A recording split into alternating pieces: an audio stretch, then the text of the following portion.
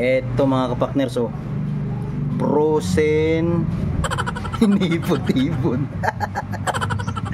Ayan, oh, frozen bigas magsasaing. Shoutout sa atin nasa likod. Silip. Kamagwapo. Kapakners, so gagawa yata sa ship ng sinukmani. Sinukmaning kakaiba ito. Yan, hinipot-hipon na tawag sa amin din yan pag ganyang bigas. Maliban na lang kung yan ay may food color. In-steam lang. Ganun pala sila magsaing, ina-steam lang. Ito ay sangkaka. Ito may na batayo mo kung ganun. Coconut cream powder. Mayroon palang gata na powder na ano, yun, gata siya na powder. Siya ang pampatamis ng sinukmani. Okay, sinukmani yan eh. Sarap niyan. Oh, di ba? Ininegosyo yan. Hinahati-hati na, oh. Sobra na yung masarap. Matikim tayo niyan. Nilagay sa rip ng mainit. Masisira ang rip mo.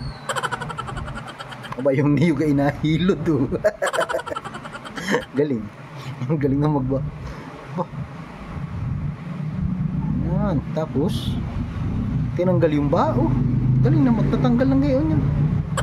Kasi natalipan parang mangga. Yan, kinayod. Oh, yan, ang ganda ng machine ng pagkayod nila. Naso, parang delikado sa daliri yun, ah. Ako'y hanga, pero ako'y hindi bilib. Nasa likod natin, pasilip-silip lang. Hindi naman kita. Nagdikdik na ng sangkaka.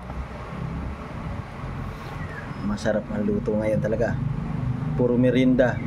Hindi ulam ang kanyang niluto ngayon, kundi merienda. Bukayo. Oh, masarap din ang version ng bukayo.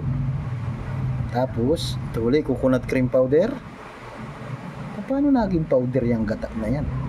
Pinatayo. Nilagyan ng asukal natin, asin.